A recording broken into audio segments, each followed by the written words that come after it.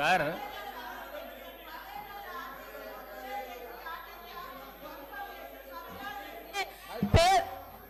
పదేళ్ల టీఆర్ఎస్ ప్రభుత్వంలో ఆర్టీసీ ఆస్తులను ధ్వంసం చేసి కుదేలు చేసి కబ్జాలు చేసి ఆర్టీసీ ఉద్యోగులు ఆత్మహత్య కారణమైన వీళ్ళు ఇవాళ ఆర్టీసీ గురించి మాట్లాడుతున్నారు. అదే కాకుండా పేదవాళ్ళు ఎక్కేది ఆర్టీసీ బస్సులు. అలాంటి బస్సుల రేట్లు పెంచి ఇవాళ ఆడవాళ్ళు బస్సులలో వస్తే తట్టుకోలేకపోతున్నారు.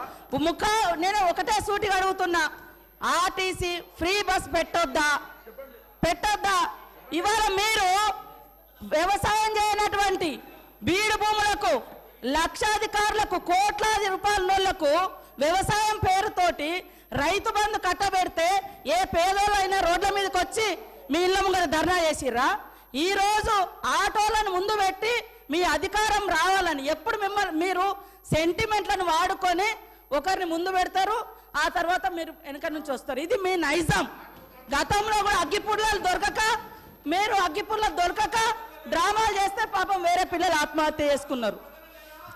అంటే చేయకూడదు అంటారు. మరి మీరు లక్షల రూపాయలు కోట్ల రూపాయలు ప్రజల మీద అందరి మీద పన్నులేసి ఆ వచ్చిన ధనము రైతు బంధుల పేరుతోటి ఏ పేద మహిళకు ఏ పేదోళ్లకు రూపాయి దక్కలేదు.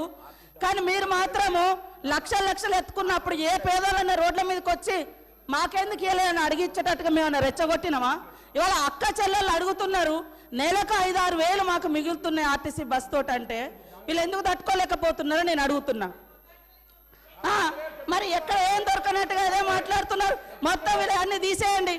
కాబట్టి ఆర్టీసీ బస్సులలో మహిళలు ప్రయాణం చేస్తే మీకేం ప్రాబ్లం అది చెప్పండి.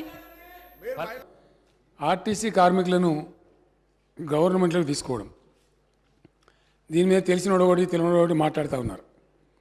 ఆ గవర్నర్ గారు పాపం మాకు తెలిసి తెలియక అనవసరంగా వివాదం కొని తెచ్చుకున్నారు. అనవసరంగా ఆర్టీసీ పెట్టిందే ప్రజలకు ప్రజా రవాణా ఉండాలని చెప్పి అధ్యక్ష. సరే, క్రమేణా కాలక్రమంలో ఆ సంస్థ నష్టాల్లో కూరుకుపోవటం ఇదంతా జరుగుతూ వచ్చింది. నేను కూడా ట్రాన్స్పోర్ట్ మినిస్టర్గా పనిచేసిన అధ్యక్ష. నేను పనిచేసిన రోజుల చాలా డెడికేటెడ్గా పనిచేసి, నేను మినిస్టర్గా బాధ్యత తీసుకున్న రోజు ఆనాటి ఏపీఎస్ఆర్టీసీ 14 కోట్ల నష్టాలలో ఉండే అధ్యక్ష. ఆ 14 కోట్ల నష్టాలను పూడుస్తూ వివిధ రకాల ప్రక్రియలు అక్కడ ప్రవేశపెట్టి మరొక 14 కోట్ల రూపాయల ఆదాయం తెచ్చినాం అధ్యక్ష ఆర్టీసీకి. అంటే తమను పూడ్చగలిగితే, శక్తి సామర్థ్యాలు ఉంటే నష్టాన్ని పూడ్చవచ్చు. కానీ ఈ మధ్య ఏమైపోయిందంటే అధ్యక్ష, అనేకమైనటువంటి డీజిల్ పెరుగుదల మన ఆర్టీసీ మేము ఆశామాషిగా చేయలేదు అధ్యక్ష. ఏ పని కూడా అట్లా చెయ్యం మేము. గతంలో ఆర్టీసీ కార్మికులు సమ్మె చేశారు, మమ్మల్ని గవర్నమెంట్లో తీసుకోమన్నారు. మేమేం చేసినామంటే మీకు తగిన డబ్బులు ఇస్తాం, మీరు నడపండి, లాభాలు తీసుకొచ్చే ప్రయత్నం చేయమని ఒక బెస్ట్ ఐపీఎస్ ఆఫీసర్ని అక్కడ ఎండీగా వేసి, మనం మంచి అనుభవం ఉన్నటువంటి బాజిరెడ్డి గోవర్ధన్ గారిని చైర్మన్గా వేసి విశ్వ ప్రయత్నాలు చేసినారు వాళ్ళు కూడా.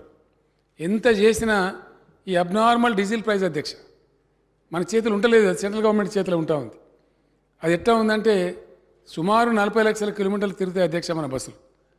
6 లక్షల లీటర్ల డీజిల్ ప్రతిరోజు కాల్స్తాయి. అవి 6 lakh లీటర్స్ డీజిల్. 60 రూపాయల డీజిల్ 110 రూపాయలు 105 రూపాయలు అయిపోయింది. అమాంతంగా 45 రూపాయలు పెరిగితే రోజుకు 2.5 కోట్ల రూపాయలు డీజిల్ మీద నష్టం వస్తూ ఉంది అధ్యక్ష. ఎక్కడి నుంచి ముందర పడాల సంస్థ? మన క్యాబినెట్లో మేమందరం కూడా దాదాపు 5.5-6 గంటలు చర్చించి, గతంలో మనం వద్దనుకున్నాం, మరి ఇప్పుడు ఏం చేయాలి? మా చర్చలో తేలింది ఏంటంటే అధ్యక్ష, నేను కుల్ల చెప్తా ఉన్నా, నేను దాచిపెట్టేది ఏం లేదు. ప్రజలకు రవాణా సదుపాయం కల్పించడం ఏ ప్రజాస్వామ్య ప్రభుత్వానికైనా ఒక సోషల్ ఆబ్లిగేషన్. మరి ఆర్టీసీని తీసేయడానికి లేదు. ఆర్టీసీ బెస్ట్ స్కిల్ ఉన్న సంస్థ, జీరో యాక్సిడెంట్ ఫ్రీ ఉండే సంస్థ, ప్రయాణికులను క్షేమంగా చేరవేసే సంస్థ. మనమే లక్షల కొద్ది పాసులు ఇస్తూ ఉంటాం విద్యార్థులకు మరొకలకు. మనది మంచి సదుపాయం. ప్రజలు కూడా బస్సు ఉండాలని కోరుకుంటారు తప్ప పోవాలని కోరుకోరు. మరి ఇప్పుడు ఏం చేయని? ఆ సంస్థగా మనగడ సాగించే ప్రయత్నం లేదు. ఇంకా ప్రభుత్వమే సాధాల్సిందే. వాళ్ళు చేయలేరు. వాళ్ళ కాలికి మస్తు ప్రయత్నాలు చేసినారు. గోవర్ధన్ గారు, ఆ ఎండీ గారు చాలా ప్రయత్నం చేసినారు. చివరి క్యాబినెట్లో తేలింది ఏంటంటే వాళ్ళకి సంవత్సరానికి 1500 కోట్లు ఇస్తూ ఉన్నాం అధ్యక్ష. ఇప్పుడు బడ్జెట్లో పెట్టి మరీ ఇస్తూ ఉన్నాం.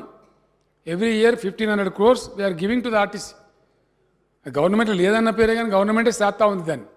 ఆ వచ్చేది ఏమూలకు సరిపోవడం లేదు. కాబట్టి ఇంక తప్పదు, మనకు ప్రజలకు ప్రజా రవాణా ఉండాలి.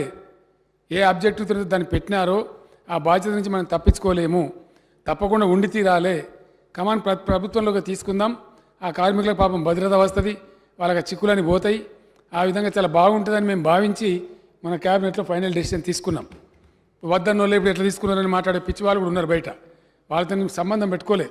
ఏ పని చేసినా గవర్నమెంట్ ఒక బాధ్యత ఉంటుంది, ఒక లోతైన దృక్పథం ఉంటుంది, ఒక పరిశీలన ఉంటుంది. దాని మీద స్టెప్ తీసుకుంటాం. ఈ సగం సగం ఎందుకు, బయట మేనేజ్మెంట్ ఎందుకు, మనమే ప్రభుత్వమే డబ్బులు పెట్టి ఇంకా కొంచెం దాన్ని స్పీడ్ చేసేటట్టు 10 రూపాయలు ఎక్కువ ఇచ్చేటట్టు కూడా చేద్దాం.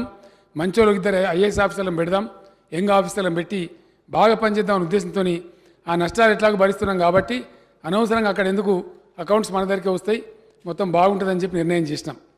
కొంతమంది ఎంత దుర్మార్గంగా అంటే అధ్యక్ష, ఇంత నీచులు కూడా ఉంటారు రాజకీయాలలో. ఆర్టీసీ ఆస్తుల మీద కన్నేసినామని మాట్లాడతారు. ఇంతకన్నా దౌర్భాగ్యం ఉంటుంది అధ్యక్ష, ఇంతకన్నా దరిద్రం. ఏం చేసినా ఒక అడ్డంపుడు మాట్లాడతామంటే ఇదే దుఃఖం కలిగించేది అధ్యక్ష. ఇంత బాధ్యతాయుతంగా పనిచేసే ప్రభుత్వం ఆర్టీసీ సేవలు పెంచుతాం, ఆ బస్టాండ్లను ఇంకా బ్రహ్మాండంగా చేస్తాం, మోడర్నైజ్ చేస్తాం, సౌకర్యాలు పెంచుతాం, ఇంకా అవసరమైతే ఇంకో 10 ఎకరాల జాగా తీసుకుంటాం. ప్రభుత్వ పరంగా ఎన్ని డిపోలు కట్టిస్తున్నాం అధ్యక్ష. ఇప్పుడే అక్బరుద్దీన్ ఓవైసీ గారు అడిగినారు, బండ్లగూడలో నాకు బస్ డిపో కావాలని చెప్పి. ఎందుకు అడుగుతున్నా, అక్బరుద్దీన్ పర్సనల్ ఏం లేదు అక్కడ. ఆ ప్రాంత ప్రజలకు ట్రాన్స్పోర్ట్ ఫెసిలిటీ కావాలి. His idea is constituency people should get good facility. Definitely government will take up. దానిలో ఏమవుతుంది, ఇంకా అదనంగా జాగాలు సమకూరుస్తాం. అభి బోలేతే अकबर भाई क्या औकाफ ज़मीन का है, वहाँ से नो ऑब्जेक्शन लेके वहाँ सारी चीज़ बना सकते बोले. ऐसा और ज़मीन हम आरटीसी को देंगे, देते ही जाएंगे. उस संस्था को बढ़ा लेंगे. वो अपना संस्था है, अपना घर का बच्चा है, उसको कैसे मार देते. సో ఇట్లా దుర్మార్గం మాట్లాడే ఈ చిల్లరగాల మాటలని కాదు. ప్రభుత్వం అంటే ప్రభుత్వానికి ఒక బాధ్యత ఉంటుంది, సమాజానికి మేము జవాబుదారులము. ఖచ్చితంగా రవాణా సదుపాయాన్ని ప్రజలకు అందుబాటులో ఉంచాలని, ప్రజలకు ప్రజా రవాణా అందుబాటులో ఉంచడం ప్రజాస్వామిక ప్రభుత్వం యొక్క సామాజిక బాధ్యతని గుర్తించి క్యాబినెట్లో 4 గంటల సేపు మేము చర్చించి దాన్ని ప్రభుత్వంలోనే చేర్చుకుని ఇంకా బాగుంటుందని చెప్పి మా ఆలోచించి ఒక బాధ్యతాయుతమైన నిర్ణయం తీసుకున్నాం. అందులో కూడా ప్లస్ మైనస్ అని చర్చించి డైరెక్ట్ గవర్నమెంటే కరెక్ట్ అని చెప్పి వాళ్ళని తీసుకున్నాం. వాళ్ళకి భద్రత వస్తూ ఉంది. అప్పుడు పీఆర్సీ ఇస్తాం, వాళ్ళకి ఆటోమేటిక్గా పెరుగుతుంది. ఏ సదుపాయం ఎంప్లాయీస్కి ఇచ్చినా ఆ 43,000 ఉద్యోగులకు కూడా అన్ని పెరుగుతాయి. పాపం వాళ్ళు కూడా సంతోషంగా ఉంటారు, ఉద్యోగ భద్రత వస్తుందని, కార్యకలాపాలు కూడా పెరుగుతాయని అనుకున్నాం అధ్యక్ష. మరి గవర్నర్ గారు ఎందుకు ఉంచుకున్నారో తెలియదు. ఆ పనులంతా పెట్టుకొని 96 క్లారిఫికేషన్లు అడిగి, అది మినిమం అధ్యక్ష. అసలు గవర్నర్ గారు అదే చెప్తున్నాను నేను. ఈ సభ్యులు వెళ్ళిపోతారని నేను చెప్తున్నా, నేను దాటంగానే వీళ్ళు దాటగలరని చెప్తున్నా. అయితే వారికి జ్ఞానోదయమై గవర్నర్ గారు మధ్యాహ్నం బిల్ సంతకం చేసి పంపించారు. చాలా సంతోషం. వారికి నేను ధన్యవాదాలు చెప్తున్నా. ఆర్టీసీ కార్మికుల పక్షాన, నా పక్షాన. ఇప్పుడు ఆ బిల్లు వచ్చింది, రెడీగా ఉంది. ఇంకోటి మున్సిపల్ బిల్ ఏదో కూడా చిన్నది ఉంది. ఆ 2 కూడా బిల్లు పాస్ చేసేవారు గౌరవ సభ్యులు దయచేసి సభలోనే ఉండాలి. అది మన బాధ్యత. నేను తినలేదు కాబట్టి నాకు ఒక్కరిని పర్మిషన్ ఇస్తే నేను పోతా. పొమ్మంటారా? నేను లంచ్ చేయలేదు కాబట్టి నేను వెళ్తాను. మిగిలిన సభ్యులు దయచేసి ఉండి తమరు కూడా కొంచెం ఓపిక చేసుకొని ఉండి ఆ బిల్స్ కూడా కంప్లీట్ చేస్తే ఈ సెషన్కి పూర్తిగా నిండుదనం వస్తుంది. కాబట్టి అది చేయాలని కోరుతూ సెలవు అధ్యక్ష. ధన్యవాదాలు. పేమెంట్స్ కూడా గతంలో శాలరీ 4 నెలలకు 6 నెలలకు ఏడాదికి ఇచ్చేది అధ్యక్ష.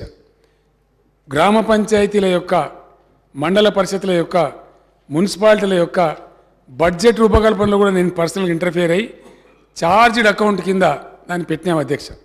అంటే ఫస్ట్ కరెంట్ బిల్ పే చేయాలా, సెకండ్ శాలరీస్ పే చేయాలా, దాని తర్వాత మిగిలితేనే అభివృద్ధి కార్యక్రమాలు ఖర్చు పెట్టుకోవాలనేటువంటి యాక్ట్లోనే పెట్టినాం.